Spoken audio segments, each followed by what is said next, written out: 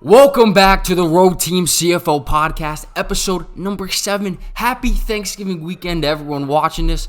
Today, we are talking about all things CFL Week 18 recap. I know it's a little late. I mean, we've just been uploading on Friday, like, nonstop. We got to get it together. But Week 18 recap, our topic of discussion, will there be a defensive player running MOP? And lastly, our Week 19 picks. So make sure to leave a like and subscribe because this podcast is elite. That's why we're sponsored by nobody yet. So without further ado, let's go get into Week 18. It was a frustrating week for me as a Tiger Cats fan. A little bit frustrating. That's okay, though. When you hang on to false hope, sometimes it hurts. Winnipeg at Hamilton. Winnipeg took care of this one 31-10. And to be honest, this game could have, and should have been very, very differently. Maybe that's me just being kind of salty.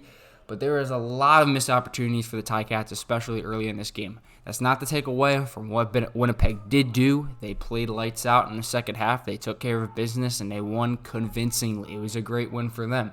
However, I don't understand why we couldn't catch a football on either side of the ball. There's multiple plays, a big Tim White potential touchdown, couple picks that were just dropped. And I think the game goes entirely differently if some of those balls are caught and some of those plays are made. I've made the comments that Winnipeg needs to have a lead to play well. Their offense, their team structure isn't really meant for playing from behind, and fortunately for them, they've been ahead this entire second half of the season. When Winnipeg got ahead, and they stayed ahead, and they took advantage. They took advantage of the Ticats not taking advantage of opportunities. They took advantage of their opportunities, forced some turnovers, made some key stops, took care of business. Winnipeg wins this one 31-10. Things definitely could have been different at the end of the second half. I think Kenny Lawler caught a big ball to get down inside the 10. Winnipeg would score on it. The Ticats had a follow-up where Brandon O'Leary-Orange got also inside the 10, close to think inside the 5, something like that. And Ticats could not punch it in. Almost turned the ball over there. Had to set up for a field goal. It was 17-10 at half. And the Bombers, on the back of Brady Oliveira and their defense, win this one 31-10. Oliveira, 24 carries, 149 yards, and a touchdown. Very elite performance, and he will be the favorite, I think, for the MOP, even though we're talking about defensive MOPs in this episode. But, save that for in a little bit. Big win for the Bombers. They just about have things wrapped up, I think, in the West. All signs point to that. Calgary and BC. BC wins this one at home, 32-15. Good bounce back game for them. Offense didn't really play too well, but the story of this one was the defense. Now, Calgary, inept on the road, mention it in every episode, and I will continue to mention it in every episode. They have not won a game on the road yet this year, and that streak continues. They got off to not a horrible start. This game was pretty slow to start. Defenses were playing well. They were driving early. Ishmael Hyman fumbled, forced by Ronald Kent. Nice strip. Ely took it back the distance, and BC got on the board with a field goal. Then the Stampeders would respond, and Ishmael Hyman would catch a touchdown of his own, give them a 7-3 lead. It'd be 7-6 at the half, and Calgary was playing a game that they could have won. BC had other plans, and in the fourth quarter with two absolutely massive defensive scores, pretty much back-to-back of one another, Matthew Betts reading a screen pass, I'm pretty sure intended to Ishmael Hyman, read it perfectly like a book, outruns Jake Mayer. That man can move, goes all the way for a touchdown, and then TJ Lee knocks a ball that was thrown backwards down, picks it up, takes it into the end zone. Big win. BC wins this one 32-15. Only really bright side for Calgary is that Matthew Schultz, with his tinted visor, came in at the end of the game, threw a bagel bomb to Reggie Beggleton to score another touchdown. But not much there. I think Matthew Schultz will be starting for Calgary this week against Edmonton. And finally, the most exciting game of the week by far, the game of the week, a very, very fun watch. Unfortunately, I didn't get to watch all of it, but this was a fun watch when I was watching, was Saskatchewan at Edmonton, where the Rough Riders would take care of business 28-24. And game would get off. I mean, Edmonton loves to just play kind of slow at the start, put a single up on the board. I mean, that's just what they do. But second quarter, things would get underway. Nice drive would cap off with a Javon Leake rushing touchdown. Then Saskatchewan would respond right back. Samuel Emilus, 88 yards to the distance, to the house for a score. They'd hit the 2-point conversion to tie things up 8-8. And then Dylan Mitchell would have a nice touchdown grab in the end zone. Saskatchewan would respond. Nice drive, capped off with a Shea Patterson touchdown. And then they'd add a field goal before the half after Gina Lewis dropped the ball that was intercepted by Adam Auclair. And they had Saskatchewan with an 18-15 halftime lead. And right out of the gate, one of our big topics of discussion today, Rolan Milligan. Absolutely massive interception to start off the second half of this game in the third quarter. About a minute in off of McLeod Bethel Thompson. Read the ball perfectly, jumped it, and set the Riders up. And they ended up kicking a field goal to go up 21-15. But this play, to me, in real time, kind of felt like Saskatchewan had grasp of the game. And Edmonton responded with a touchdown drive kind of right after that to tie things up 21-21. Boris Beatty would miss the extra point. And from that point on, it just felt like Saskatchewan was going to win this game. They went down the field. They scored a touchdown, I think, right after it. Nice response. Keon Schaefer-Baker took a ball right off the turf. And then Keyshawn Johnson, who's been having a remarkable season, baptizes Mr. Thumbs Down himself, Devondrick Bynum, in the end zone for a touchdown to go up 28-21, a lead that Saskatchewan would hold as they would finish this game 28-24. Edmonton would have a field goal. Edmonton had several opportunities to go and score. They made huge defensive stops. They had a massive interception, Lucius Purifoy, with about 4 minutes to go in the game. They also had a huge 2nd-and-1 stop of Shea Patterson after an offsides call.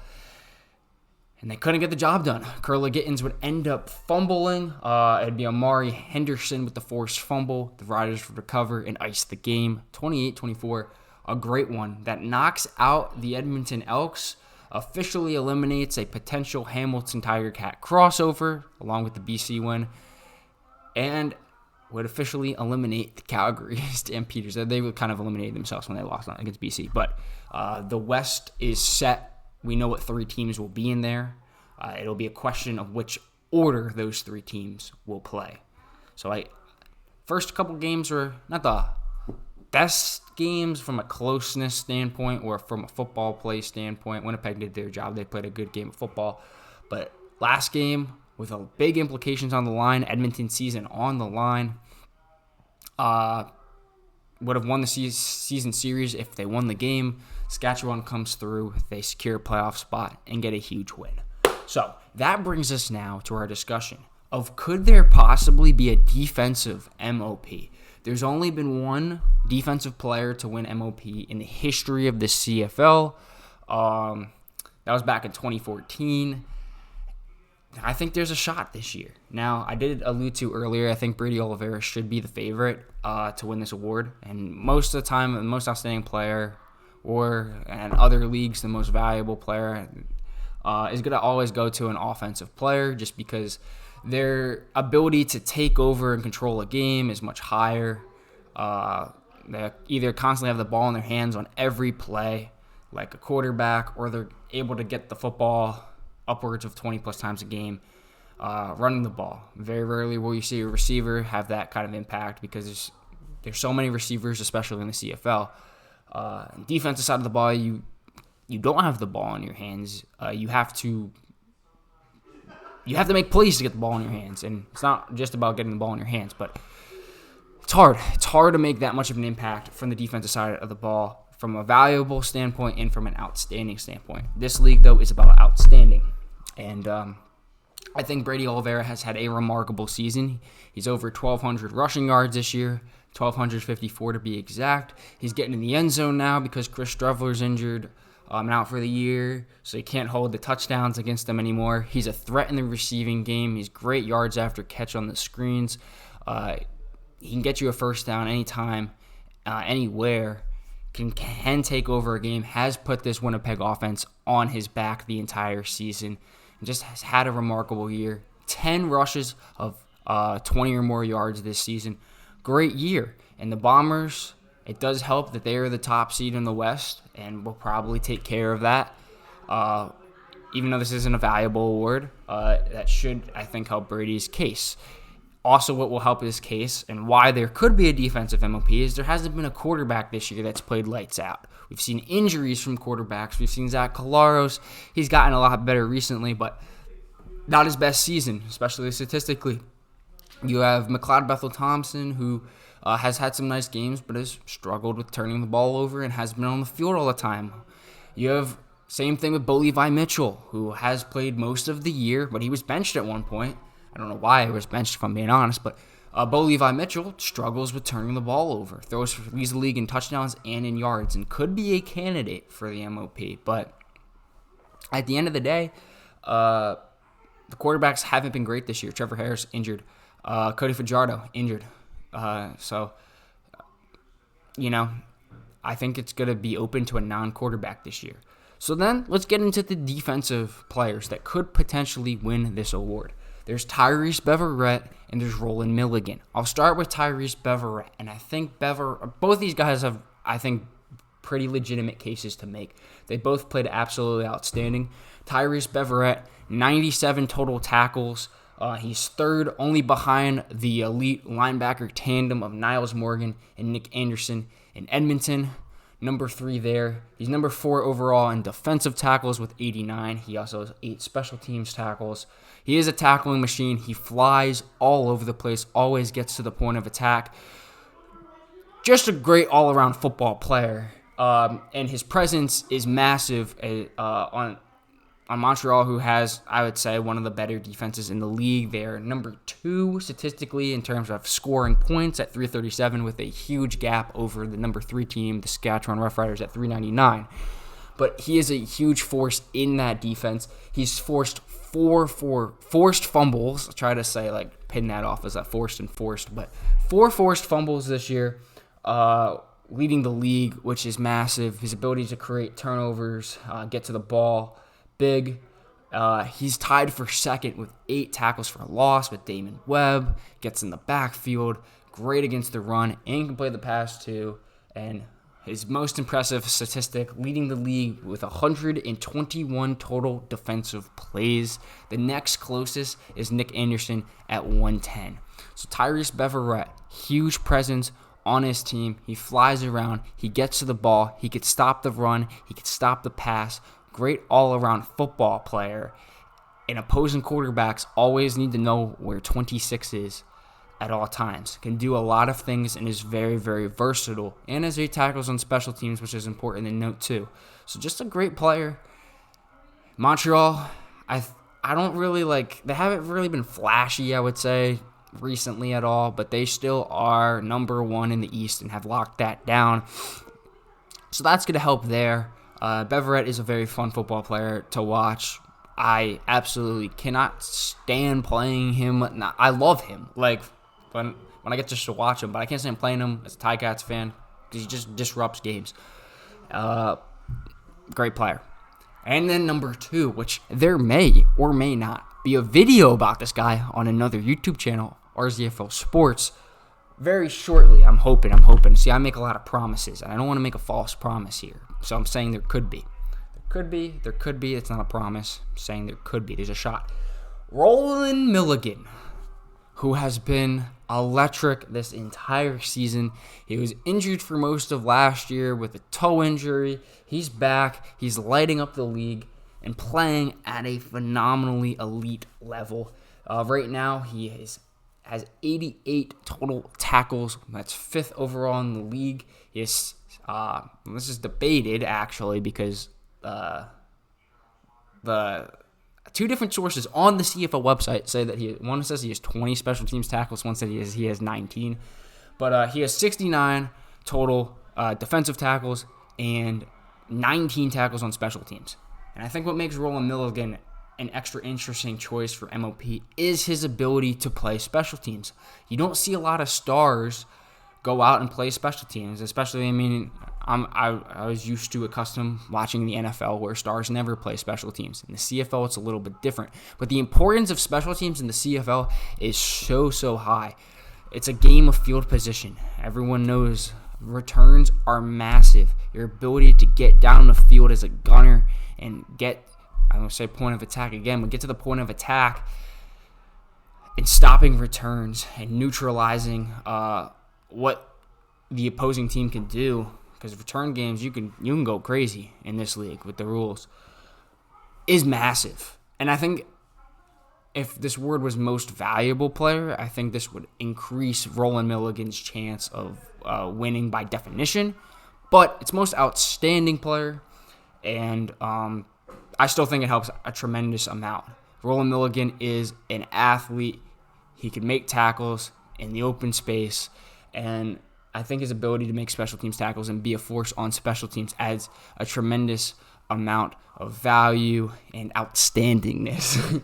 But besides that, Rolan Milligan, as everyone does know, leads the league with 8 interceptions.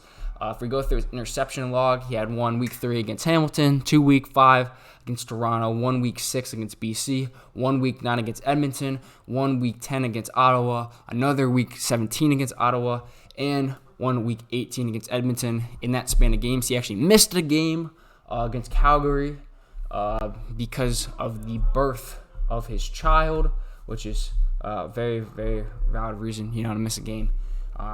So he's a good husband and a good dad too. So that's brownie points there.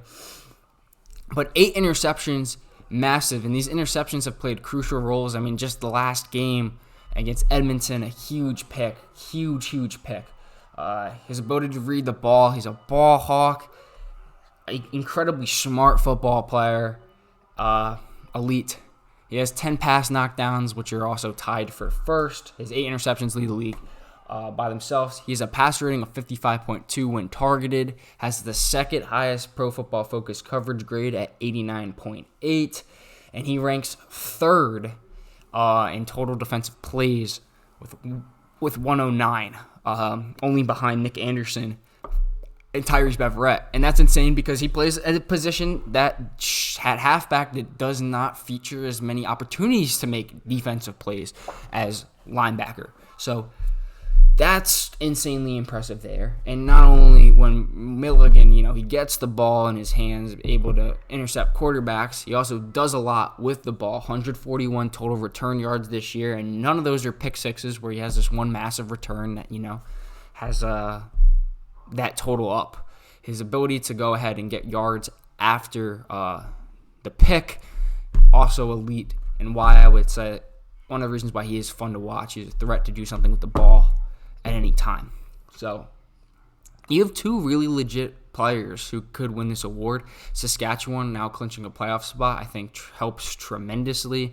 And Milligan's role on this defense, in the same way you could say Tyrice Beverette is insanely valuable on that Montreal defense, you could say the same thing about Milligan in Saskatchewan. And I do think Milligan is just, when someone plays that position as well as he does, it is really fun to watch. And this is me being biased. One of my favorite teams to watch this year has been Edmonton because their secondary is elite at times. There's a lot of really, really good, skillful players on that team. And I'm looking very forward to them playing Calgary because Calgary has thrown 9 interceptions to them this year, and I would love to see at least 3 or 4 more today or tomorrow.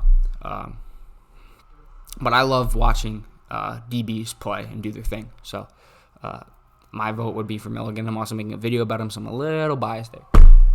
But that is our talk about defensive MOPs. What do you guys think? I think if I'm being very honest, I don't think Milligan is going to win. I hope he does. I think he has to do something insane in the last couple games.